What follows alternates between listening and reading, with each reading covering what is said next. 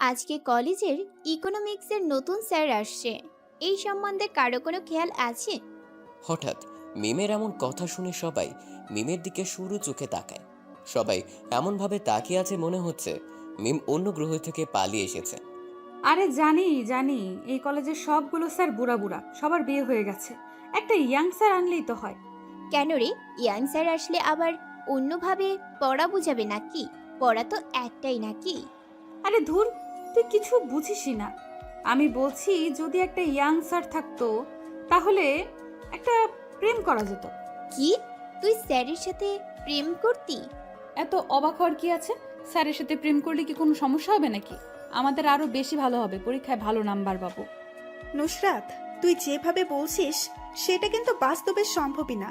আর সবচেয়ে বড় কথা হলো এই কলেজে কখনো ইয়াং স্যার আসবে না। এটাই আমাদের দুর্ভাগ্য। এটা এমন একটা কলেজ, কি আর বলবো নিজের কলেজের নামে। থাক, আর কিছু বলতে হবে না। গেটের দিকে তাকিয়ে দেখ, কে যেন গাড়ি নিয়ে ক্যাম্পাসে প্রবেশ করছে। জান্নাতের কথা শুনে সবাই ক্যাম্পাসের গেটের দিকে তাকায়। ব্ল্যাক কালারের একটা দামি গাড়ি ক্যাম্পাসে প্রবেশ করে সবাই বলাবলি করছে, এত দামি গাড়ি নিয়ে কে কলেজে আসলো? নিশ্চয়ই কোনো ক্ষমতাশালী ব্যক্তি হবে। সবাই প্রহর গুনছে কখন গাড়ি থেকে লোকটা নামবে। অবশেষে গাড়ি থেকে একটা সুদর্শন যুবক নামে। লম্বায় 6 ফুট 3 ইঞ্চি হবে, মাথায় এক বোঝা সিল্কের চুল, নিউ হেয়ার স্টাইলে, চোখে কালো স্টাইলিশ চশমা, গোলাপি রঙের ঠোঁট জোড়া, মুখে ক্লিন শেপ দেওয়া, পরনে তার সাদা শার্ট কালো প্যান্টের সাথে ইন করা। কলেজের সব মেয়েরা তো ছেলেটাকে দেখে অবাক হয়ে গেছে। ছেলেটার গায়ের রংটা একেবারে ফর্সা। সবাই বলাবলি করছে ছেলেটা কত হ্যান্ডসাম, কিউট, হট। কিন্তু সেদিকে নুসরাতের কোনো খেয়ালই নেই। এক মনে বসে বসে আইসক্রিম খাচ্ছে। নুসরাত, দেখছিস ছেলেটা কত কিউট? এমন একটা ছেলে যদি আমার বয়ফ্রেন্ড থাকতো তাহলে সারাদিন শুধু ওকে দেখেই যেতাম। মিমির কথা নুসরাতের কাছে কেমন যেন বিরক্ত বিরক্ত লাগছে। একটা ছেলেকে নিয়ে এভাবে পড়ে থাকলে হবে? দুনিয়ায় মনে হয় না আর এমন ছেলে খুঁজে পাওয়া যাবে। কি শুরু করেছিস তোরা? কতক্ষণ ধরে একটা ছেলেকে নিয়ে সবাই এমন করছিস কেন? পৃথিবীতে কি এটাই একমাত্র ছেলে? আরো আছে। আমার আর কোনো ছেলে চাই না, এটা হলেই যথেষ্ট। এখন সামনে সুদর্শন ছেলে থাকতে পৃথিবী ঘুরতে হবে কেন? এবার থাম তোরা, কলেজের সময় হয়ে এসেছে। তাড়াতাড়ি চল, ক্লাসে যাই। নুসরাতের কথা শুনে সবাই বিরক্ত বোধ করে। কত সুন্দর করে বসে বসে মজার আড্ডা দিচ্ছিল, কিন্তু এই ক্লাসের যন্ত্রণায় তার হলো না। একদিন ক্লাস না করলে কি আর এমন হবে ভেবে পায় না কেউ। এখনো ক্লাসে স্যার আসেনি। নুসরাত সবসময় সামনের বেঞ্চে বসে। পড়াশোনা নিয়ে সে একটু সিরিয়াস। মজার সময় মজা, লেখাপড়ার সময় লেখাপড়া। এখনো স্যার আসেনি, আরো কিছুক্ষণ বসে আড্ডা দিলে কতই না ভালো হতো। এই নুসরাতের জন্য আসতে হয়েছে। আরো কিছুক্ষণ বসে থাকতাম, আর তোরা সবাই সেই অচেনা ছেলেটার বিষয়ে কথা বলে আমাকে পাগল করে দিতি। ছেলেটার সম্পর্কে আর কিছু বলতাম না, তুই আমাদের সাথে বসে আড্ডা দিলেই দেখতি। জানা আছে তোদের সম্পর্কে, তোদের এক একটাকে আমি খুব ভালো করেই চেনা আছে আমার। তবে নুসরাত, তুই আর যাই বলিস না কেন, ছেলেটা কিন্তু সেই লেভেলের কিউট ছিল। ফরেনার ফরেনার একটা ভাব আছে। ওই ছেলেটার সম্পর্কে আমার কাছে যদি আরেকটা কথা বলিস তাহলে কিন্তু ভালো হবে না। এই নুসরাত, আমি তখন থেকে একটা ব্যাপার লক্ষ্য করছি। তুই ছেলেটার কথা শুনে এমন রেগে যাচ্ছিস, কিন্তু কেন? রাখবো না কেন সেটা বল আমাকে। একটা অচেনা অজানা ছেলেকে নিয়ে এমন মন্তব্য করছিস যা শুনে আমার প্রচন্ড রাগ লাগতেছে। আমরা একটা ছেলেকে নিয়ে এমন মন্তব্য করতেই পারি, সেটা আমাদের জানা শোনা বা অচেনা থাকলেও তোর সমস্যা কোথায় সেটাই তো বুঝতে পারছি না। কি ব্যাপার নুসরাত মামুনি, ছেলেটাকে দেখে তুইও মনে হয় ক্রাশ খেয়েছিস? নিজের পছন্দের জিনিস তো কখনো আমাদের কাউকে দিস না, তার মানে তুই ছেলেটার উপর ফিদা? কি বলতে চাচ্ছিস তুই? এই নুসরাত চৌধুরী কারোর ওপর ক্রাশ খাবে? আমি নুসরাত চৌধুরী, কত ছেলে আমার পেছনে পড়ে থাকে, খবর নিয়ে দেখতে পারিস। আমার ক্রাশ হবে নাকি এরকম একটা ছেলে? হাহ, এটা তুই ভাবলি কি করে? হয়েছে হয়েছে, থাম এবার তুই। প্রিন্সিপাল স্যার আসছে মনে হয়, সামনে দেখ। জান্নাতের কথা শুনে সবাই সামনের দিকে তাকায়। প্রিন্সিপাল স্যার ক্লাসে প্রবেশ করছে। ওনার পেছনে পেছনে কেউ আসছে, কিন্তু সেই লোকটার মুখের ফেসটা স্পষ্ট বোঝা যাচ্ছে না। এইবার সবার সামনে এসে দাঁড়ায় প্রিন্সিপাল স্যার আর লোকটা। সবাই অবাক দৃষ্টিতে সেদিকে তাকিয়ে আছে, বোঝার চেষ্টা করছে। কিছুক্ষণ আগে গাড়ি থেকে নামা হ্যান্ডসাম ছেলেটা এই ক্লাসে প্রিন্সিপাল স্যারের সাথে কিসের জন্য এসেছে কেউ বুঝতে পারছে না। প্রিন্সিপাল স্যার খুব মজার একটা মানুষ, সব সময় হাসি খুশি থাকতে পছন্দ করেন। স্যার নিজের চশমাটা ঠিক করে সবার দিকে তাকায়। উপস্থিত সবগুলো স্টুডেন্ট অবাক হয়ে তাকিয়ে আছে। স্যার মুচকি হাসে। কি ব্যাপার, সবাই এমন অবাক দৃষ্টিতে তাকিয়ে আছো কেন? আমাকে কি এই প্রথম দেখছো নাকি তোমাদের ক্লাসে? সবাই মাথা নাড়ায়, যার মানে না, স্যার এর আগেও অনেকবার এই ক্লাসে এসেছে, কিন্তু আজ হঠাৎ নতুন একজনকে নিয়ে এসেছে, যার কারণে সবার মনে প্রশ্ন জেগেছে, কে এই সুদর্শন যুবক। তোমাদের সবার মনে হয়তো প্রশ্ন জেগেছে, কে এটা আমার সাথে দাঁড়িয়ে আছে? আমি এখন পরিচয় করিয়ে দিব।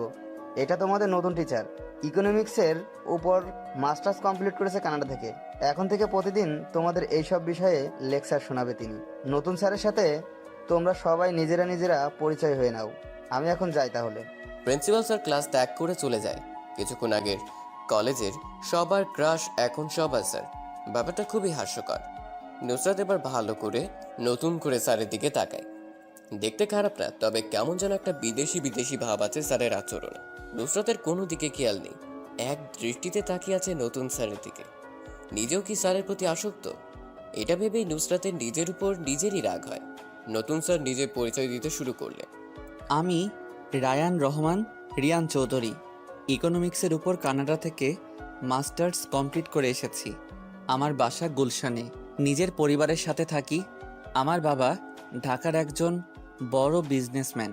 কম বেশি সবাই হয়তো চিনো আরিয়ান চৌধুরীকে, তিনিই আমার বাবা। এটাই আমার সংক্ষিপ্ত পরিচয়। আজ থেকে প্রতিদিন তোমাদের ক্লাস নিব আমি। এখন তোমরা নিজেদের পরিচয় আমাকে বলো। ছেলেদের থেকে পরিচয় পর্ব শুরু হয়। একে একে সবাই নিজেদের পরিচয় দিয়ে দেয়। এখন নুসরাতের কাছে এসে দাঁড়ায় রিয়ান। নুসরাত বসা থেকে উঠে দাঁড়ায়, মাথাটা হালকা নিচু করে বলতে থাকে, আমি নুসরাত চৌধুরী, এবার অনার্স প্রথম বর্ষে পড়ছি। আমার বাবা শহরের একজন বিজনেসম্যান। নুসরাত খেয়াল করেছে রিয়ান স্যার এক দৃষ্টিতে তাকিয়েছিল তার দিকে। সবার পরিচয় নেওয়ার সময় তিনি বেশ বিরক্ত বোধ করছিলেন, কিন্তু যখন নুসরাতের সামনে এসে দাঁড়ায় তখন রিয়ান স্যারের মুখে হাসি ফুটে ওঠে। ব্যাপারটা বুঝতে পারছে না নুসরাত। কালকে থেকে ক্লাস শুরু করব। আজকে পরিচয় পর্ব পর্যন্ত সমাপ্ত। আজ আমি আসি, তাহলে দেখা হবে কালকে। রিয়ান স্যার চলে যাওয়ার সাথে সাথে সবাই ক্লাস ত্যাগ করে বাইরে চলে যায়। নুসরাত নিজের সিটেই বসে আছে নিঃশব্দে। নুসরাত, চল এখন বাইরে যেয়ে আড্ডা দেব সবাই মিলে। স্যারের সম্পর্কে আজ সব আড্ডা হবে। নুসরাত, ওর চল আমাদের সাথে।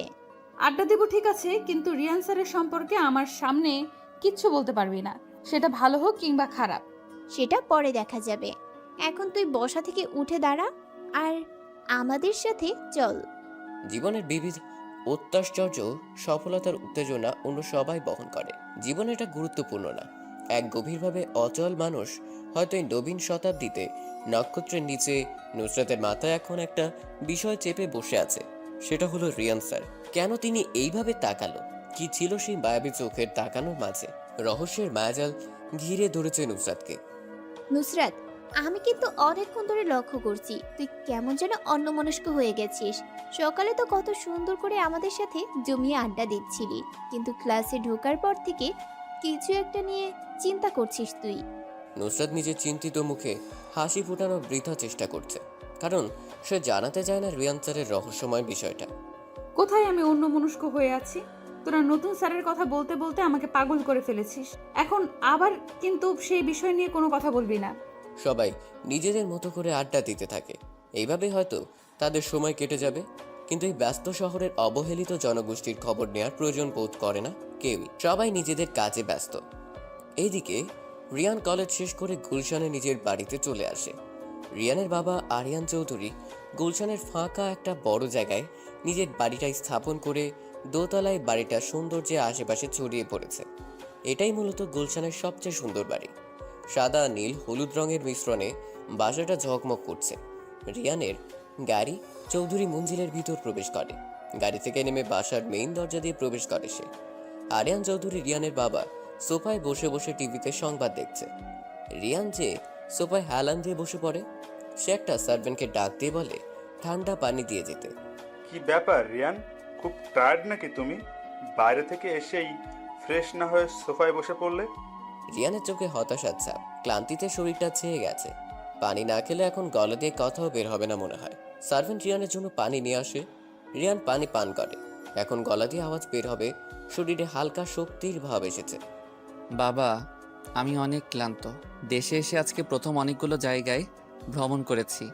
শরীরটা হালকা দুর্বল মনে হচ্ছে। শুনলাম কলেজে নাকি জয়েন হয়েছো। আমি বুঝতে পারছি না, আমার এত বড় একটা ব্যবসা থাকতে তুমি কেন কলেজে জয়েন করেছো? বাবা, তুমি তো জানোই ব্যাপারটা, তাহলে কেন এটা নিয়ে এত ভাবছো? আমি কিছুদিন পরেই অফিস জয়েন করব। খুশি হলাম কথাটা শুনে, তবে তোমার বিয়ের ব্যাপারটা নিয়ে আমি আর তোমার মা কিন্তু বেশ ভালোই চিন্তিত। কেন কেন আমার বিয়ে নিয়ে তোমাদের এত চিন্তা কেন?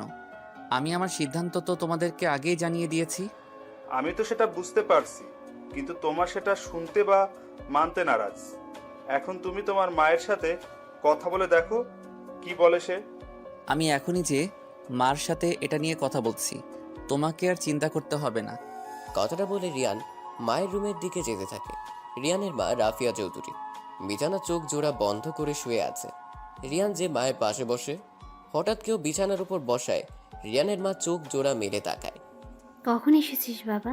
দেখে মনে হচ্ছে ফ্রেশ না হয়ে চলে এসেছিস আমার কাছে। কোনো কিছুর প্রয়োজন? মা, আমার কিছু প্রয়োজন নেই এখন। বাবার কাছে শুনলাম আমার বিয়ে নিয়ে নাকি তোমরা অনেক চিন্তিত। আমার একমাত্র ছেলে, তার বিয়ের বয়স হয়েছে, এখন এটা চিন্তা না করলে কি হয়? আগে থেকে তো সব কিছু ঠিক করতে হবে। মা, তুমি তো জানোই আমার কথা, তাহলে কেন আবার নতুন করে এসব নিয়ে চিন্তা করছো? তুই এখন গিয়ে ফ্রেশ হয়ে নে, এটা নিয়ে আমরা পরে কথা বলবো। দেখে মনে হচ্ছে সারাদিন বাইরে থেকে কিচ্ছু খাসনি, মুখটা একদম শুকিয়ে গেছে। রিয়ান মায়ের রুম থেকে বের হয়ে যায়। এখন ফ্রেশ হতে হবে, সেটা নিশ্চিত জানে। মা বাবা কখনো তার অমতে কিছু করবে না। মুখের উপর কারো গরম নিঃশ্বাস পড়ায় ঘুম ভেঙে যায় নুসরাতের। হালকা করে নিজের শরীরকে নাড়াচাড়া করার চেষ্টা করছে, কিন্তু পারছে না। মনে হচ্ছে কেউ নুসরাতকে জড়িয়ে ধরে শুয়ে আছে। কে এত রাতে রুমে ঢুকেছে? নুসরাত ডান হাত তার নাড়াতে থাকে। কারো মুখে হাতটা যেয়ে লেগেছে, মুখে ক্লিন শেপ করা দাড়ির আভা। নুসরাত বুঝে গেছে অচেনা আগন্তুকটা একজন ছেলে। নুসরাত ভয় পেয়ে যায়। এত রাতে রুমে অচেনা একটা ছেলে, ভাবতেই শরীর শিউরে ওঠে। যদি কেউ জানতে পারে তাহলে সব শেষ হয়ে যাবে।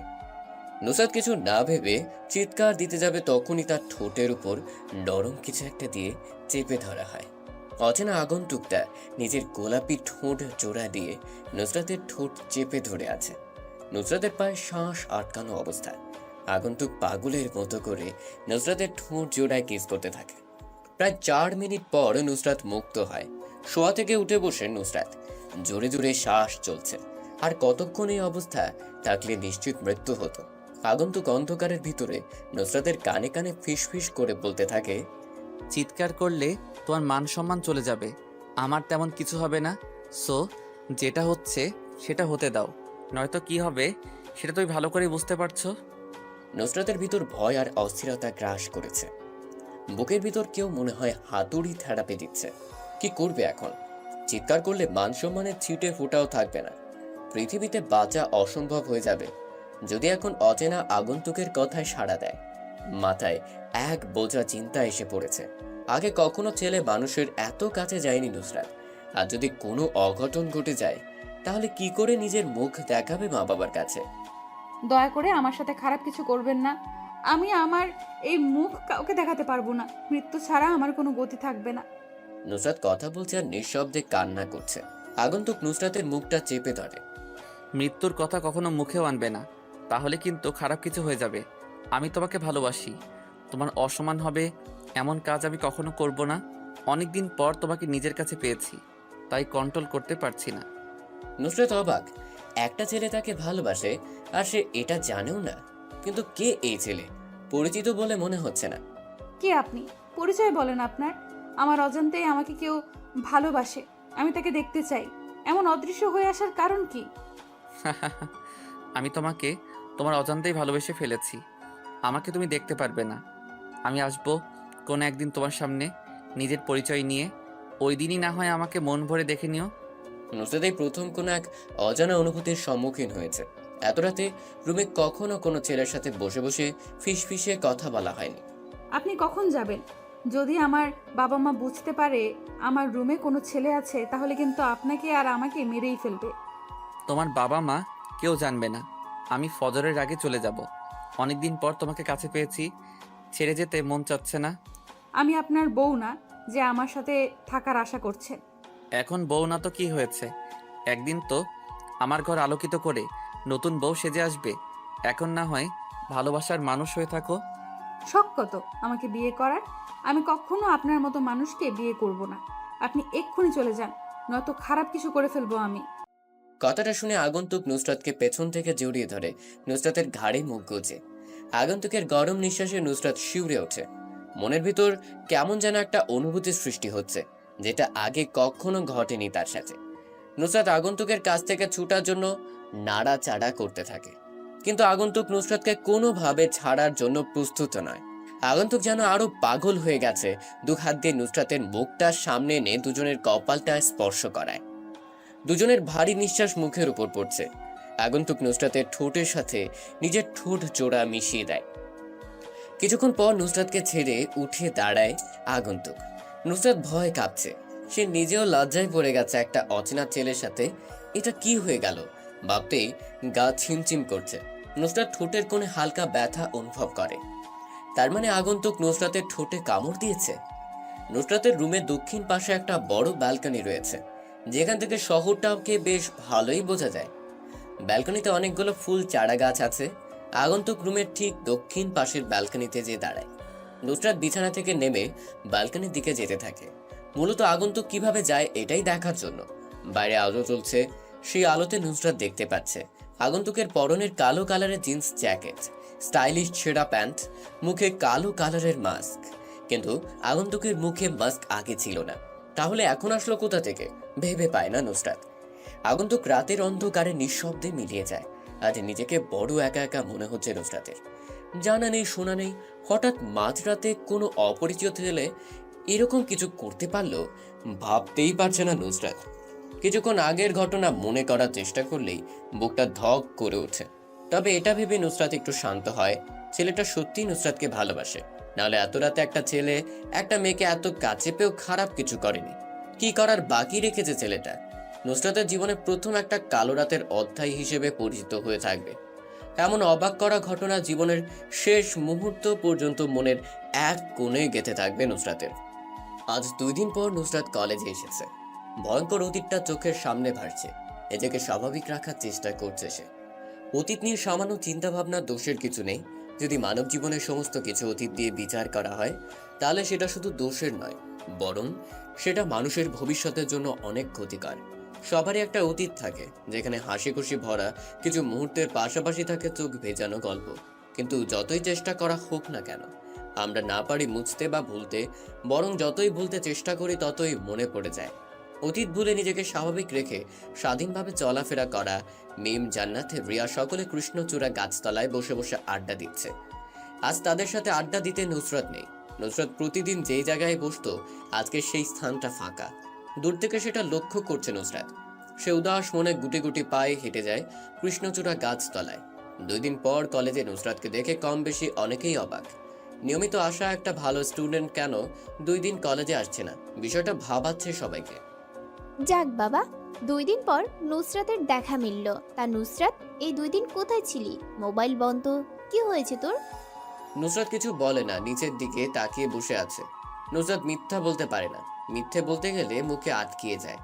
আজ যে কোনো অবস্থায় মিথ্যে বলতে হবে। বাসায় ছিলাম, শরীরটা খারাপ ছিল, তাই কলেজে আসতে পারিনি। এখন থেকে নিয়মিত আসবো। নুসরাতের চোখ জোড়া মিথ্যে কথা বলছে, কিন্তু মুখে সেটা সত্যি প্রমাণ করার চেষ্টা করছে। সে নিজেও চায় না ওই দিন রাতের ঘটনা কারো কাছে প্রকাশ পায়। নুসরাত, আমার মনে হয় তুই মিথ্যা বলছিস। কোনো কিছু একটা আমাদের থেকে লুকাচ্ছিস। কি সেটা আমাদের বল, আমরা সবাই মিলে সমাধান করার চেষ্টা করব। নুসরাতের ফ্রেন্ড সার্কেলের ভেতর জান্নাত একটু অন্য টাইপের। কোনো উদ্দেশ্য ছাড়াই মানুষের ভুল ধরতে সে বেশ দূরদর্শী। নুসরাত মনে মনে এটারই ভয় পাচ্ছিল, জান্নাত যদি কোনোভাবে বুঝে ফেলে মিথ্যা কথাটা। এখন ঠিক তাই হলো। দেখ, আমার মাথা ব্যথা করছে, চুপ কর সবাই।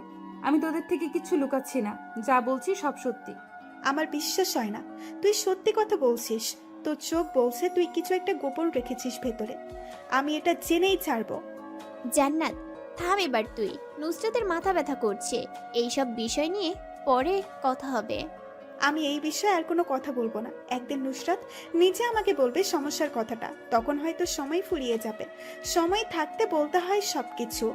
তুই থাম জান্নাত, সব সময় মানুষকে শুধু কথা শুনিয়ে যাস কেন? আমি বলছি আমার তেমন কোনো সমস্যা নেই, তাহলে এত কথা কেন? আরে বাদ দে ওর কথা নুসরাত। কালকে আমাদের নতুন স্যার তোর সম্পর্কে জিজ্ঞেস করেছিল। আমার সম্পর্কে? ও আচ্ছা, কি জিজ্ঞেস করেছিল আমার সম্বন্ধে? তেমন কিছু না, শুধু জিজ্ঞেস করেছে তুই কেন কলেজে আসিস না। সবাই একটা বিষয় লক্ষ্য করেছিস? 2 দিন নুসরাত আসেনি বলে স্যার আমাদের জিজ্ঞেস করলো, কিন্তু আরো কত স্টুডেন্ট আসেনি সেটার কোনো খবর নেয়নি। জান্নাত হাস্যোজ্জ্বল চেহারা নিয়ে মুখাতরা বলল। জান্নাতের হাসি দেখে এখন নুসরাতের চোখ মুখ শক্ত হতে শুরু করলো, মুখে থুতু জমে গেছে। এখন যদি মেয়েটাকে কোনো কঠিন গালি দেওয়া যেত তাহলে নুসরাতের মনটা শান্তি পেত। নুসরাত কখনোই এটা পারবে না। মানুষ সব কিছু পারে না, পৃথিবীতে অনেক কাজই আছে যা মানুষের দ্বারা সম্ভব না। নুসরাত কাউকে কড়া করে কথা বলতে পারে না, যদিও রাগের মাথায় বলতে চায়, কিন্তু পরে কি হবে এটা চিন্তা করে আর কিছু বলে না। হাসি থামালি কেন? হাসো, আরো জোরে জোরে হাসো। তুই আমাকে পাগল করে দিবি নাকি? বলছি আমার মাথা ব্যথা করছে, তবুও তুই এমন করছিস। জান্নাত হাসি থামায় না, ডান হাত দিয়ে মুখ চেপে ধরলেও কাজ হচ্ছে না। কেন জানি আজ জান্নাতের মনে হাসির রং লেগেছে, কোনোভাবেই হাসি থামছে না। দিন দিন জান্নাত কেমন যেন হয়ে যাচ্ছে, সারাদিন হাসি খুশিতে ভরপুর থাকে।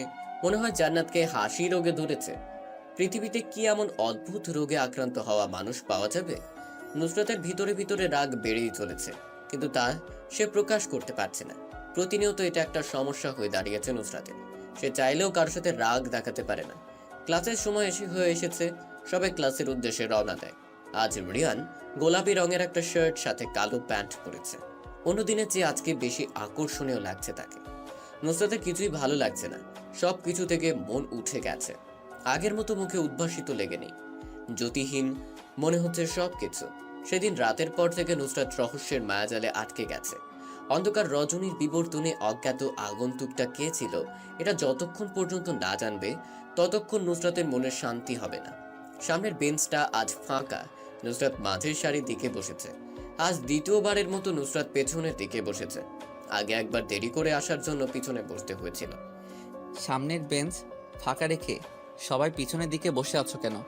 পিছন থেকে সামনে এসে বেঞ্চ পরিপূর্ণ করো। রিয়ানের কথায় পিছন থেকে দুইটা মেয়ে এসে সামনে বসে। এটা রিয়ানের কাছে ভালো লাগেনি।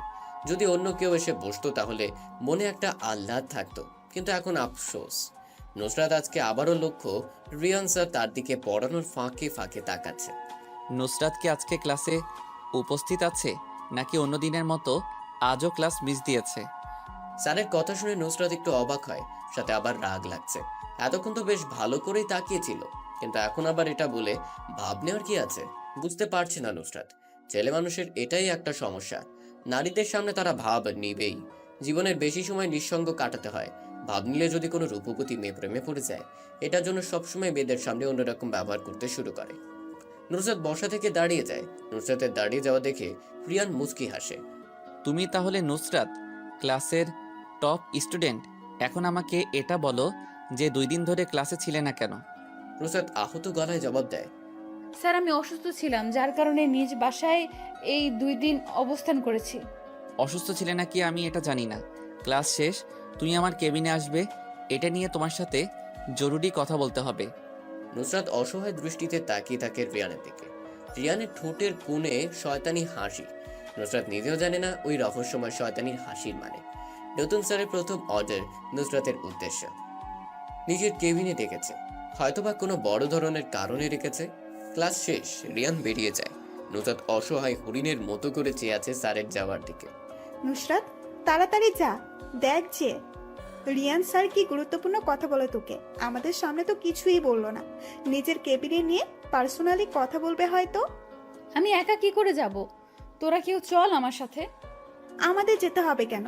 আর তোকে পার্সোনালি একা যেতে বলেছে, আমাদের সামনে বললে তো ক্লাসেই বলতো। জীবনের একটা সময় মানুষ বড় একা হয়ে পড়ে। এখন নুসরাতের কাছেও নিজেকে এমন মনে হচ্ছে। নিজেকে স্বাভাবিক করে রিয়ান স্যারের কেবিনের দিকে রওনা দেয়। রিয়ান স্যারের কেবিনটা খুব সুন্দর করে সাজানো। প্রিন্সিপাল স্যারের মতো এক্সট্রা একটা বড় কেবিন দেওয়া হয়েছে। নতুন একটা প্রফেসরের জন্য আলাদা রুম, বেশ ভালো তো। নুসরাতের বুক ধুকপুক করছে, কেমন যেন একটা অজানা ভয় ভিতরে কাজ করছে। দুদিন ক্লাসে না আসায় কি এমন বলতে পারে রিয়ান স্যার? মনের ভিতর এক বোঝার সাহস নিয়ে ভিতরে প্রবেশ করে নুসরাত। রিয়ান স্যার জানালার পাশে দাঁড়িয়ে কার সাথে যেন কথা বলছে। দেখে মনে হচ্ছে খুবই গুরুত্বপূর্ণ কথা বলছে। টেবিলের উপর বিভিন্ন সাহিত্যিক পুস্তিকা রাখা আছে।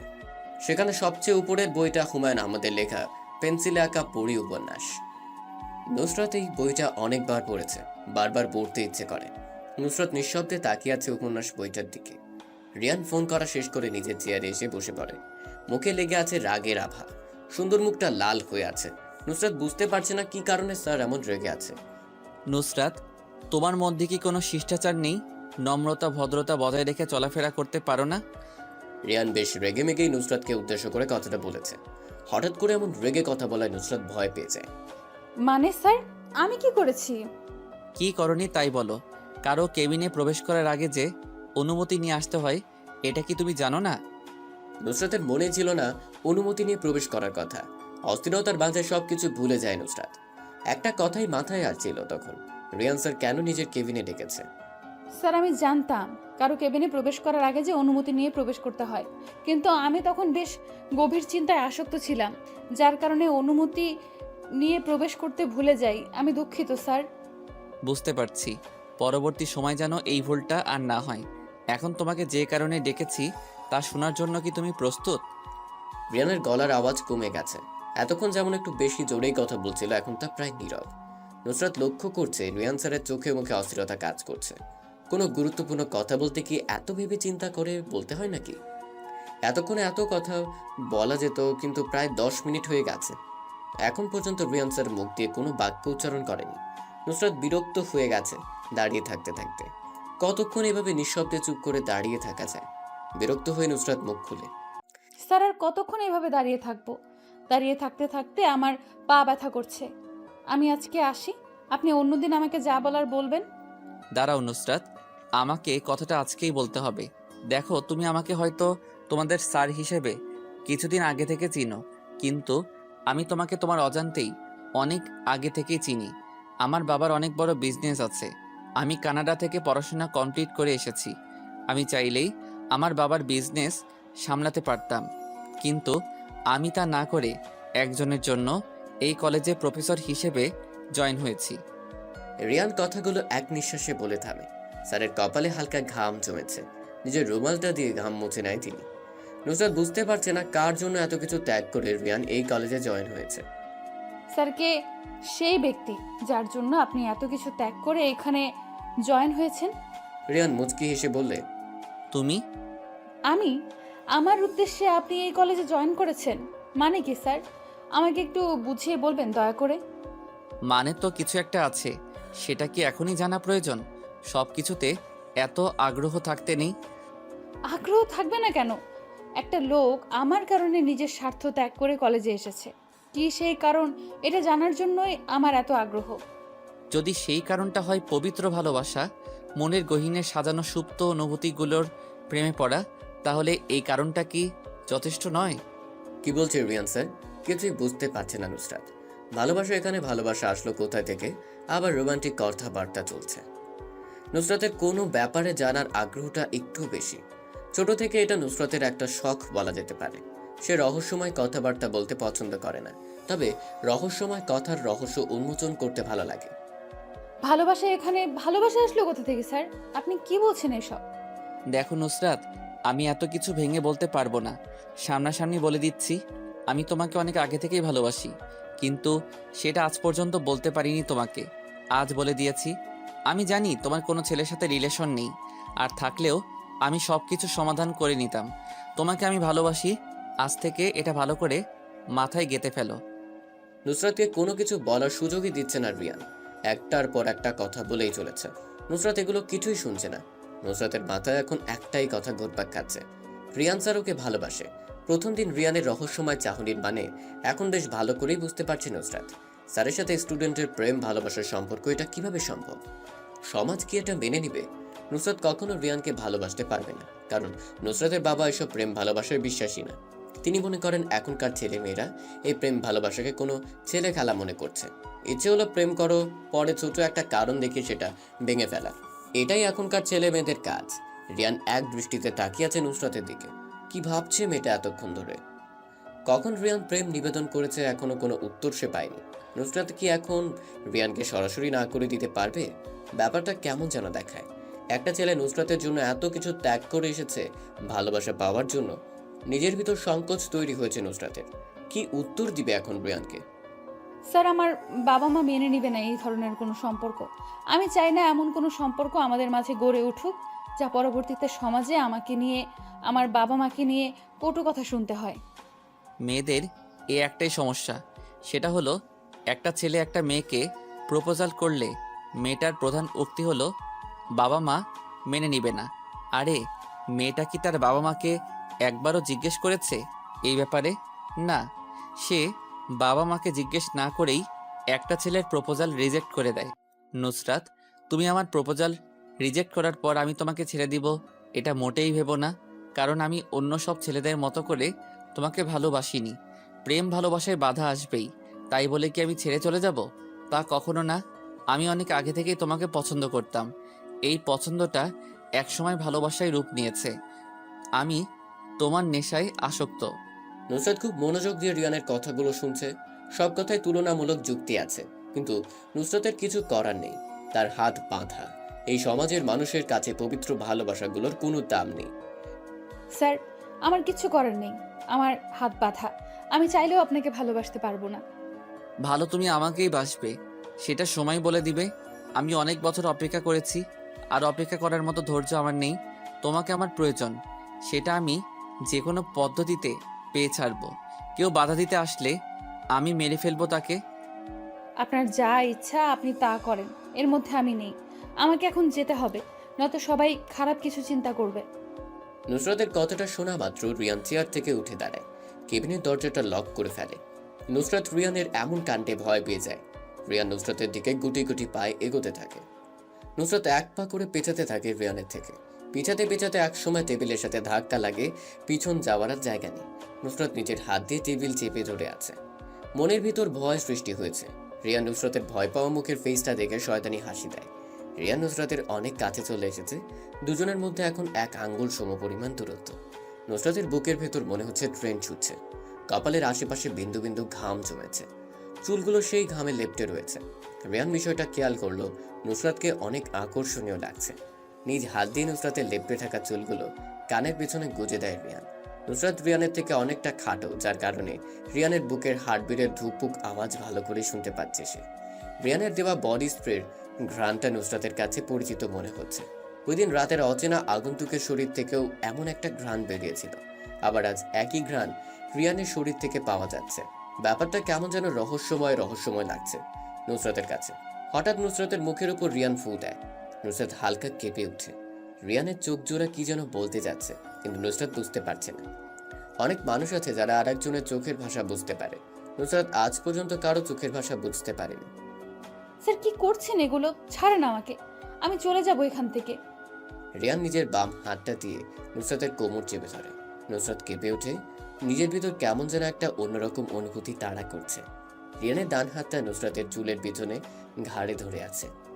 রিয়ানের গরম নিঃশ্বাস নুসরাতের মুখের উপর পড়ছে। নুসরাতের শরীরে শিহরণ হয়ে যাচ্ছে। দুজনের মধ্যে এখন একটু ফাঁকা জায়গা নেই। রিয়ান নিজের গোলাপি ঠোঁট জোড়া নুসরাতের নরম ঠোঁটে মিলিয়ে দেয়। নুসরাত যেন এটা বিশ্বাস করতেই পারছে না। একজন শিক্ষক তার সাথে এমন একটা কাজ করতে পেরেছে। দুজন দুজনের থেকে আলাদা হয়ে আছে। রিয়ান নুসরাতের থেকে একটু দূরে দাঁড়িয়ে আছে। দুজনেই জোরে জোরে শ্বাস ফেলছে। নুসরাত মাথা নিচু করে চুপচাপ হয়ে দাঁড়িয়ে আছে। রিয়ানের দিকে চাওয়ার মতো ক্ষমতা তার নেই। এক রাশ লজ্জায় সে হানা দিয়েছে নুসরাতের মুখে। রিয়ান হাত দিয়ে নুসরাতের মুখটা উঁচু করে। লজ্জায় নুসরাত পিছনের দিকে ঘুরে দাঁড়ায়। রিয়ান মুচকি হাসে। নুসরাত, এদিকে আমি দাঁড়িয়ে আছি, আমার দিকে তাকাও। ওই দিকে কি দেখো? এদিকে তাকাও বলছি। নুসরাত তবুও তাকায় না। কেমন যেন লাগছে। রিয়ান নুসরাতকে নিজের দিকে ফিরায়। লজ্জায় মেয়েটার মুখটা লাল হয়ে আছে। এত লজ্জা পেলে কিভাবে হবে? আমাদের বিয়ের পর তো আরও কত রোমান্টিক অত্যাচার তোমাকে সহ্য করতে হবে। এখন থেকে প্রতিদিন আমার কেবিনে এরকম করে প্র্যাকটিস চলতে থাকবে, যাতে করে তোমার সব লজ্জা ভেঙে শেষ হয়ে যাবে। আপনি কিভাবে আমাকে বিয়ে করবেন? একজন শিক্ষক কেমন করে তার ছাত্রীকে বিয়ে করবে? সমাজের লোকেরা কি বলবে? এমন সমাজ ত্যাগ করে দূরে কোথাও নির্জনে চলে যাব আমরা, যেখানে থাকবো আমি আর তুমি। মুক্ত আকাশে তোমাকে নিয়ে উড়াবো প্রেমের ঘুড়ি। সেখানে আমাদের বাধা দেওয়ার মতো কোনো সমাজ নামক কিছু থাকবে না। এটা নিয়ে তোমাকে চিন্তা করতে হবে না। আমি যদি আপনার সাথে না যাই তাহলে কি করবেন? জোর করে তুলে নিয়ে যাব, হোক সেটা তোমার অমতে। তোমাকে পেলে অনুভবে মন ছুঁয়ে যাবে আমার। আপনার এই অসভ্য অনুভূতি নিজের মাঝেই পুষে রাখেন। আজ আমার সাথে যা করলেন আপনি, অন্য কেউ থাকলে যে কি করতো। তাহলে তুমি অন্যদের মতো কিছু করছো না কেন? চাইলেও তো তুমি জোরে জোরে ডেকে মানুষজনকে উপস্থিত করাতে পারতে, তাহলে করনি কেন? নুসরাত বাকরুদ্ধ হয়ে যায়। বলার মতো কিছু নেই। কি বলবে এই প্রশ্নের উত্তরে? জানা নেই নুসরাতের। চাইলে নুসরাত চিৎকার দিয়ে সবাইকে জড়ো করতে পারত, কিন্তু সে নিজের অজান্তে এটা করলো না। কোনো একটা মায়া কাজ করেছে রিয়ানের প্রতি, কিন্তু এমন তো হওয়ার কথা না। স্যার, আমি বরং এখন যাই এখান থেকে। আমার অনুমতি ছাড়া এক পা পর্যন্ত নাড়াবে না। আমি যখন বলবো তখন তুমি বাইরে যাবে। কিন্তু স্যার, আমার বান্ধবীরা কি মনে করবে? এতক্ষণ ধরে আমি ভিতরে কি করছি সেটা যদি জানতে চায়, তাহলে কি জবাব দিব আমি? বলে দিবে আমার আর তোমার মধ্যে এতক্ষণ কি চলছিল, আর তোমার সব বান্ধবীদের শিখিয়ে দিবে রোমান্স কিভাবে করতে হয়। আমি এই ধরনের কথা কখনো ওদের বলবো না। আমার লাজ লজ্জা বলতে এই কিছু একটা তো আছে। বান্ধবীদের সাথে রোমান্টিক বিষয় নিয়ে বলাবলি করতে সমস্যা কোথায়? কলেজ জীবনে এসব নিয়ে আমি বন্ধুদের সাথে কত মজা করতাম, আর এখন তুমি বলছো এই সামান্য বিষয় নিয়ে বলতে লজ্জা করবে? নুসরাত একটু রাগ দেখিয়ে বলে, এখন আমি যে সরাসরি সব বান্ধবীদের বলে দেব আমাদের রিয়ান স্যার আমাকে ভালোবাসে, তাই নিজের কেবিনে ডেকে প্রপোজ করে আবার জোর করে চুমুও খেয়েছে আমার ঠোঁটে। নিজের কথায় নিজেই ফেঁসে গেছে নুসরাত। রিয়ান হি হি হি করে দাঁত কেলিয়ে জোরে জোরে হাসতে থাকে। নুসরাত দরজাটা খুলে বেরিয়ে যায়। আর কিছুক্ষণ সেখানে দাঁড়িয়ে থাকলে রিয়ানের কথায় লজ্জায় লাল হতে হতো নুসরাতের। আজ আর তেমন কোনো ক্লাস নেই, তাই নুসরাত বাসার উদ্দেশ্যে রওনা দেয়। আর মনে মনে চিন্তা করতে থাকে, জীবনে কিছু কিছু প্রশ্ন থাকে যার উত্তর কখনো মিলে না। কিছু কিছু ভুল থাকে যা শোধরানো যায় না, আর কিছু কিছু কষ্ট থাকে যা কাউকে বলা যায় না। ঠিক এমন অবস্থা হয়েছে নুসরাতের। চাইলেও কাউকে বলতে পারছে না ওই দিন রাতের আগন্তুকের সম্পর্কে। কিভাবে বলবে? অচেনা আগন্তুক যা করেছে নিজের সম্মানের ব্যাপার। নুসরাত রাতে বিছানায় ঘুমোতে গেলেই সেই ভয়ঙ্কর ঘটনা চোখের সামনে ভাসতে থাকে। কোনো একটা বিষয় নিয়ে মানুষ অনেক বেশি চিন্তা করলে একসময় সে ডিপ্রেশনে চলে যায়। বারবার একই বিষয়টা মাথায় চলে আসে। যতক্ষণ পর্যন্ত না সেই উল্লেখিত বিষয়সমূহের উত্তর পাওয়া যায়, ততক্ষণ মস্তিষ্ক এটা নিয়েই পড়ে থাকে। নুসরাত নিজেও ডিপ্রেশনে ভুগছে। নিজের মনের কথা কাউকে শেয়ার করলে কিছুটা শান্তি পাওয়া যায়, কিন্তু নুসরাতের কাছে এমন একটা ঘটনা ঘটছে যা লজ্জায় কাউকে বলতেও পারছে না সে। মৃত্যুর যন্ত্রণার থেকেও ডিপ্রেশনে পড়া যন্ত্রণা যে কত কঠিন, কত ভয়ানক, তা একমাত্র ভুক্তভোগী অনুভব করতে পারে। নুসরাতের এখন কিছুই ভালো লাগে না। এই ব্যস্ত শহর, ব্যস্ত সব মানুষজন মিলিয়ে সবকিছু নিরামিষ মনে হচ্ছে। একসময় শহরটাকে নুসরাত সবচেয়ে বেশি পছন্দ করত। ছোট থেকেই বড় হওয়া পর্যন্ত নুসরাতের অবস্থান ছিল ব্যস্ত শহরে। এখন একা থাকতে বেশি মনে চায় ওর। একা থাকাটা অনেকটা নেশার মতো কাজ করে মানুষের মধ্যে। নুসরাত একাকিত্বের নেশায় আসক্ত হয়ে গেছে। বেশি কিছুক্ষণ ধরে নুসরাত খেয়াল করছে তার আশেপাশে দুইটা ছেলে বাইক নিয়ে রাউন্ড দিচ্ছে। কলেজ থেকে নুসরাতের বাসার দূরত্ব অল্প, তাই সে মাঝে মধ্যে হেঁটে হেঁটেই বাসায় যায়। আজও নুসরাত হেঁটে হেঁটে বাসায় যাচ্ছিল, তখন একটা ছেলে দুইটা নুসরাতের পেছনে পড়ে আছে। ছেলে দুইটাকে নুসরাত ভালো করেই চিনে, পাশের এলাকার ছেলে। মেয়েদের ইফটিজিং করা মূলত তাদের প্রধান কাজ। অনেক আগে থেকেই নুসরাতের পেছনে পড়ে আছে বাইকের উপর থাকা কালো চেহারার রফিক নামের ছেলেটা। নুসরাত কাউকে তেমন পাত্তা দেয় না, তবুও নুসরাতকে রফিক অনেক ডিস্টার্ব করে। রফিক অনেক খারাপ একটা ছেলে। থানায় অনেক কেস আছে রফিককে নিয়ে, এর মধ্যে অন্যতম রেপ। নুসরাত সবসময় রফিকের থেকে দূরে দূরে থাকে, কখন কি করে বলা যায় না। রফিক নামের ছেলেটা বাইক থেকে নামে। হলুদ রঙের একটা গেঞ্জি, কাটা ছেঁড়া একটা স্টাইলিশ প্যান্ট, গলায় ঝুলে আছে মোটা চেইন, মুখে জ্বলন্ত সিগারেট। রফিক নুসরাতের সামনে এসে দাঁড়ায়। নুসরাত একটু সরে বাম পাশ দিয়ে চলে যাবে, সামনে এসে দাঁড়ায় রফিক। ডান দিক দিয়ে গেলেও পথ আটকায় রফিক। নুসরাত রেগে যায় রফিকের এমন আচরণে। সমস্যা কি? রাস্তার মাঝে এটা কি ধরনের আচরণ? সরে দাঁড়ান, আমাকে যেতে দেন। হা হা হা, অনেক দিন ধরে তোর পিছনে পড়ে আছি, কিন্তু তুমি আমাকে একটু পাত্তা দাও না। আজ শেষবার, এরপর আর কোনো সুযোগ দিব না। আপনার সুযোগ দেওয়ারও প্রয়োজন নেই। আপনি আমার পেছনে এমন করে পড়ে আছেন কেন? রাস্তায় কি অন্য কোনো মেয়ে দেখেন না? অন্য মেয়েদের দিকে নজর যায় তো। অন্য মেয়েরা তো তোমার মতো এত সুন্দরী না। তোমার যে ফিগার দেখলেই নিজেকে কন্ট্রোল করতে অসম্ভব হয়ে যায়। রফিক কথাটা বলেই নুসরাতের শরীরে হাত দেয়। নুসরাত এক ঝাটকায় রফিকের হাতটা সরিয়ে দিল। নিজের হাত ডান হাত দিয়ে রফিকের বাম গালে কষে একটা চড় মারে। দূর থেকে কোনো এক আগন্তুক বিষয়টা খুব করে দেখেছে। নুসরাতের সাথে কেউ এমন করুক এটা চায় না আড়ালের আগন্তুক। নুসরাত রেগে মেগে বলে, মেয়েদের শরীর এত পছন্দ তাহলে পতিতালয়ে গিয়ে নিজের শখ মিটিয়ে আয়। আমার সাথে এরপর থেকে যদি কোনো ধরনের বেয়াদবি করিস তাহলে এর ফল ভালো হবে না কিন্তু। রফিক বাম গালটা হাত দিয়ে বলে, তোমার ওই নরম হাতে চর খেতে আমি প্রতিদিন এমন 2-4টা ভুল করতেই পারি। নুসরাত জানে রফিককে এখন কিছু বললে সে আরো কথা ঘুরিয়ে পেঁচিয়ে অযথা সময় নষ্ট করবে। নুসরাত চলে আসে সেখান থেকে। রফিক সেখানে দাঁড়িয়ে নিজে নিজে বলছে, নুসরাত, তোমাকে আমার চাই, সেটা এক রাতের জন্য হলেও। আমি যেটা চাই সেটা পেয়ে তারপর পিছু ছাড়ি। চৌধুরী মঞ্জিলে রিয়ান এক মনে বসে বসে টেবিলে দেওয়া খাবারগুলো খেয়ে যাচ্ছে। সামনে যে ওর বাবা মা বসে আছে সেদিকে রিয়ানের কোনো হুঁশ নেই। রিয়ানের বাবা মা দুজনেই রিয়ানের বিয়ের ব্যাপারে অনেক চিন্তিত, কিন্তু রিয়ানের চেহারায় এই ব্যাপারে চিন্তার ছিটে ফোটাও নেই। রিয়ান, আমি আর তোমার বাবা যে এতক্ষণ এখানে বসে বসে কথাগুলো বলেছি, তুমি কি তা শুনতে পেয়েছো? রিয়ান কথাটা শুনেও না শোনার মতো করে খেয়েই যাচ্ছে। রিয়ানের মুখ থেকে কোনো জবাব না পেয়ে রিয়ানের বাবা রেগে বলেন, কি হলো রিয়ান, তোমার মায়ের কথার জবাব দিচ্ছ না কেন? এটা কোন ধরনের বেয়াদবি? রিয়ান টেবিলের উপর থাকা পানি ভর্তি গ্লাস হাতে নিয়ে এক ঢোকে সবটুকু পানি পান করে। বলতে শুরু করে, খাবার খাওয়ার সময় যে কথা বলতে হয় না সেটা তো তোমরা দুজন জানো, তাহলে কেন আমাকে খাওয়ার সময় প্রশ্ন জিজ্ঞেস করছো? রিয়ানের বাবা আরিয়ান থমকে যায় নিজের ছেলের এমন উত্তরে। আরিয়ান চৌধুরী একজন বিজনেসম্যান। বিজনেস করতে হলে প্রথমে দরকার মস্তিষ্কের বুদ্ধি। একজন বিজনেসম্যান হয়ে থাকে অনেক বুদ্ধিমান। নিজেরা নিজেদের সাথে কঠোর মাইন্ড গেম খেলতে থাকে। যে যত বেশি ভালো মাইন্ড গেম খেলতে পারবে সে তত তাড়াতাড়ি নিজের কোম্পানিকে বিশ্বের সামনে তুলে ধরতে পারবে।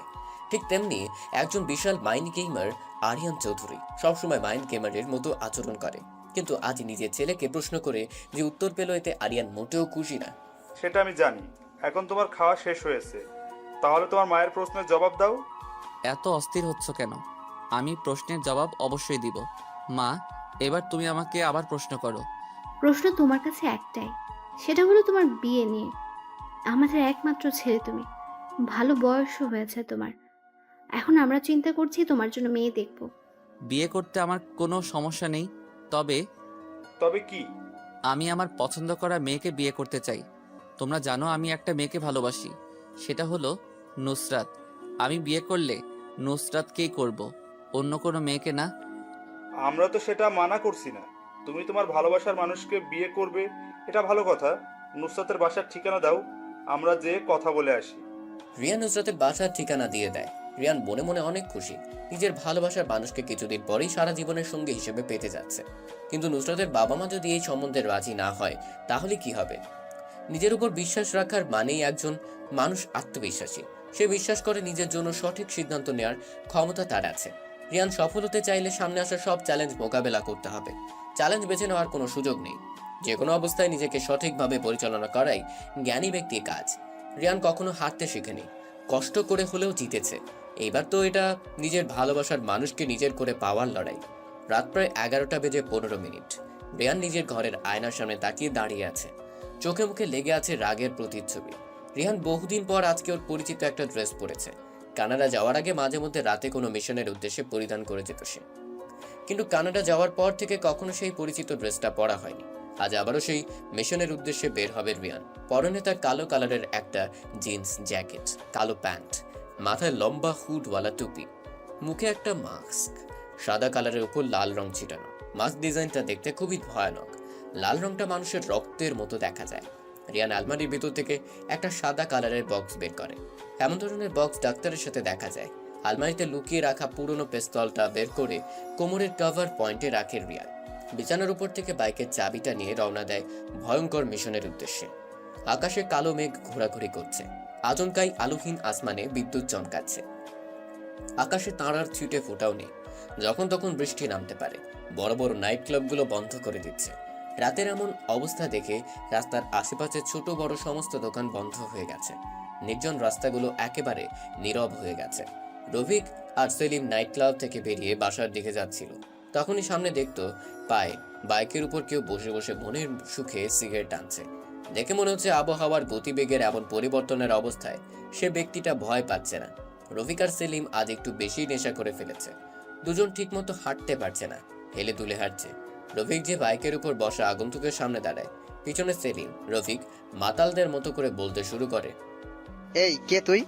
এত রাতে রাস্তার মাঝখানে বাইক দাঁড় করিয়ে বসে বসে সিগারেট টানছিস? আগন্তুক বাইক থেকে নেমে দাঁড়ায়।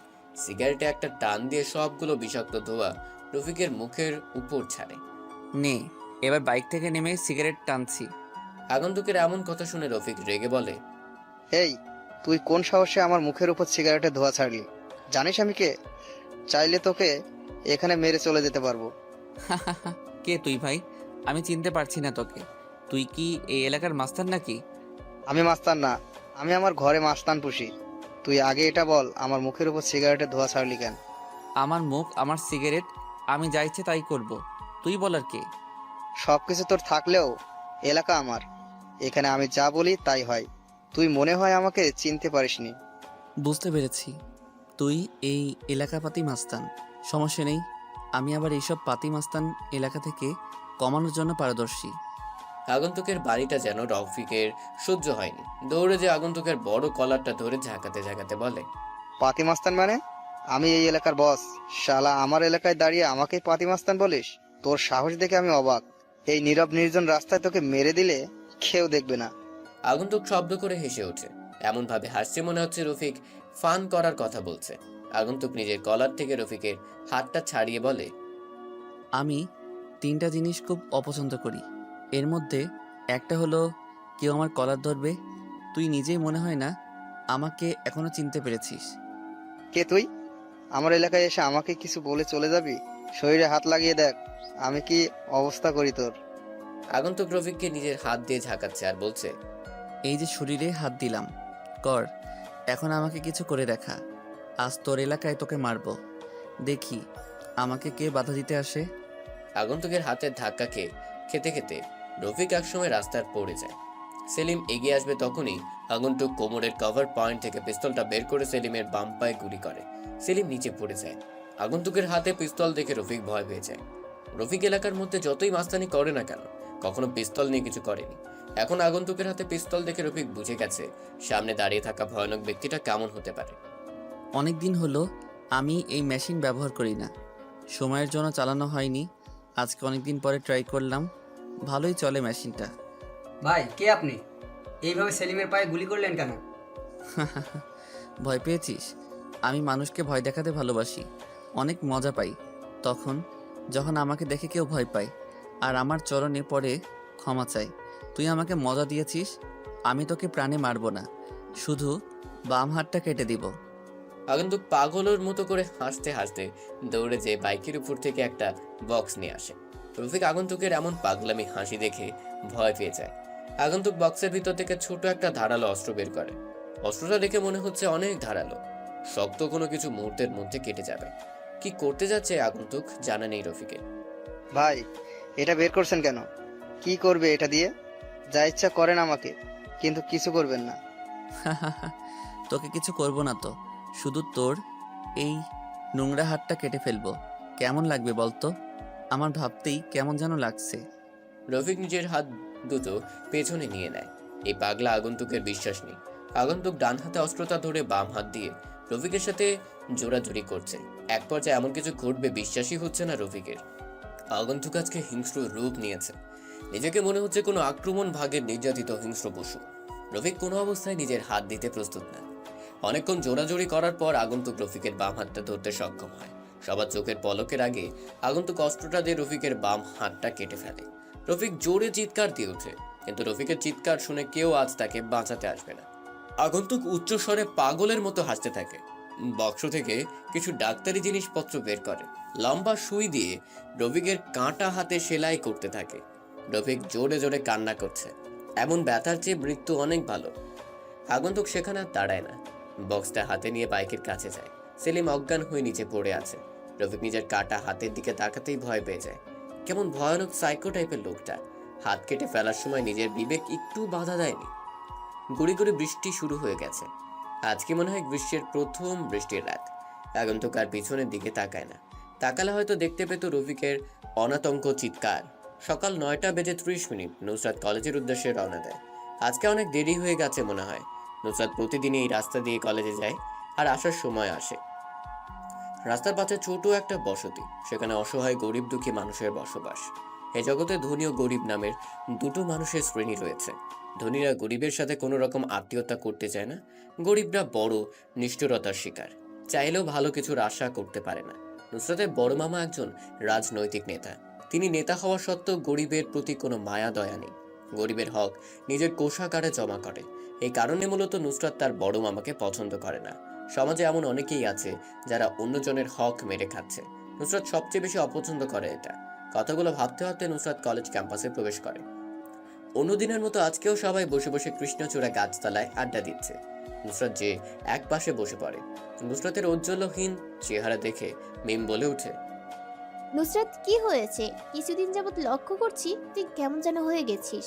আগের মতো আমাদের সাথে কথা বলিস না, আড্ডা দিচ্ছিস না, ব্যাপার কি?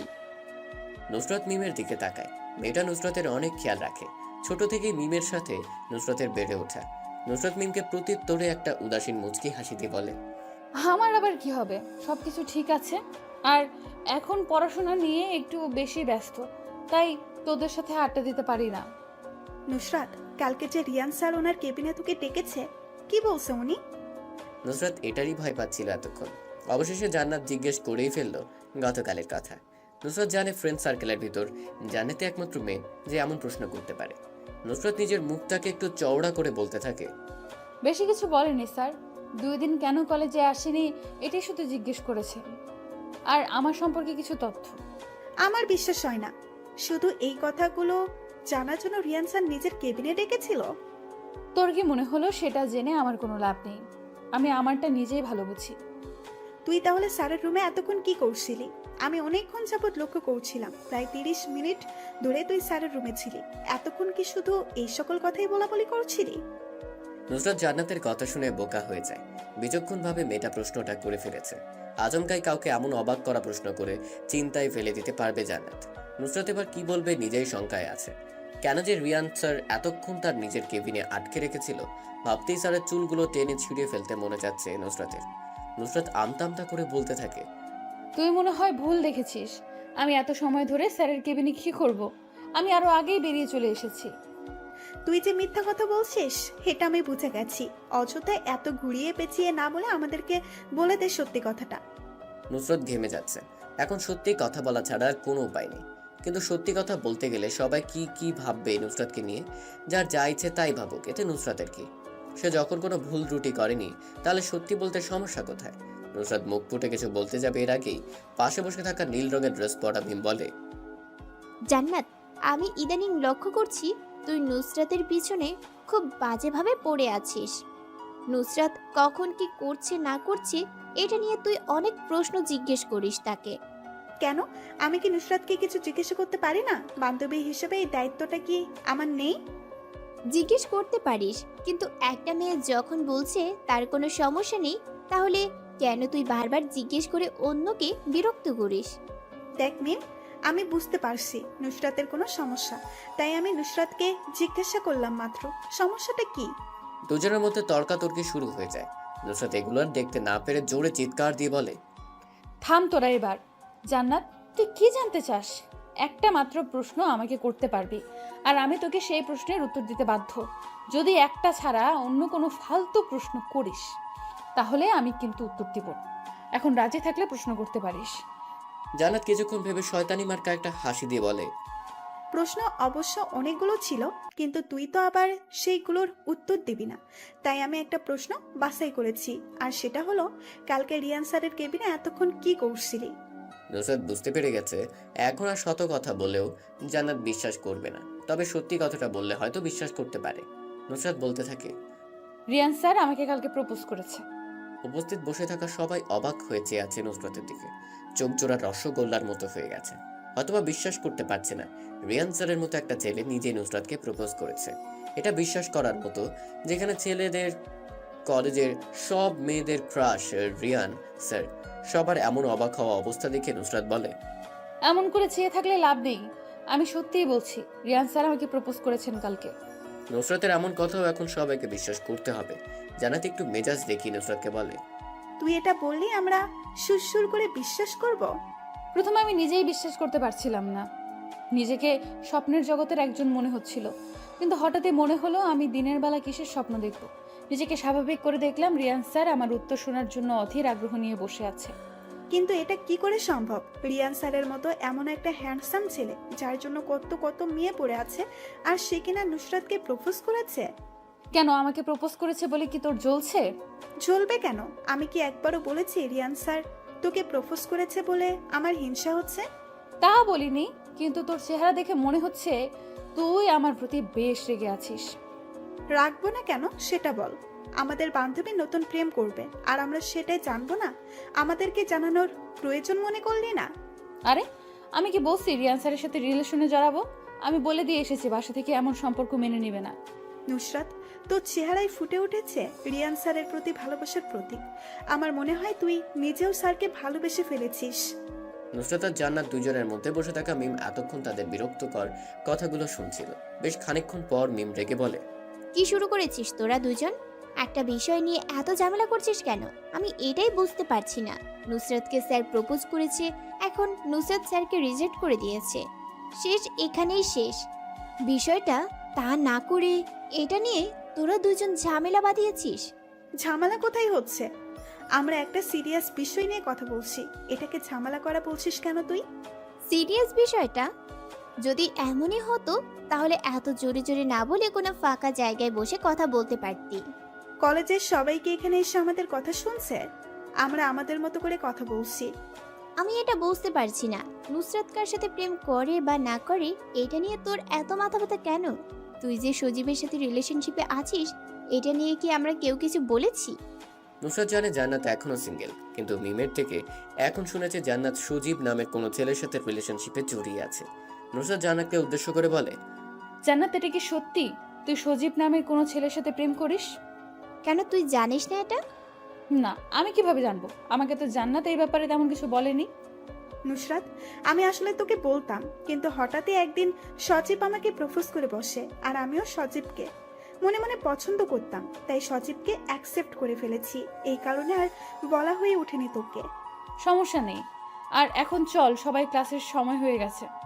দোতলা দক্ষিণ পাশের ক্লাসরুমটা নুসরাতের। সবাই গাছতলা থেকে উঠে দাঁড়ায় আর ক্লাসের দিকে অগ্রসর হয়। অঙ্কের টিচারগুলো খুব গম্ভীর আর রহস্যময় হয়ে থাকে। রিয়ান স্যার তাদের ব্যতিক্রম নয়, সে নিজেও বেশ গম্ভীর মুখ হয়ে ক্লাস করেন। তবে রিয়ান স্যার যতই গম্ভীর হয়ে থাকুক না কেন, ক্লাসের সবগুলো মেয়ে এক দৃষ্টিতে তাকিয়ে থাকে। নুসরাতের কেমন যেন লাগছে। রিয়ান স্যারের দিকে মেয়েরা তাকালে নুসরাতের এমন লাগে, কিন্তু কেন? এটা কি খানিকের ভালো লাগা, নাকি ভালোবাসার মায়া টানে? কোনটা হবে বুঝতে পারছে না নুসরাত। রিয়ান স্যার আজকের ক্লাসে একবারও নুসরাতের দিকে তাকায়নি। নুসরাত পুরো ক্লাসে লক্ষ্য করেছে বিষয়টা। নুসরাত ভাবতে থাকে হয়তো কালকে রিয়ান স্যারের দেওয়া প্রপোজাল রিজেক্ট করে দেওয়ায় এমন করছেন তিনি। কিন্তু এটা কিভাবে সম্ভব?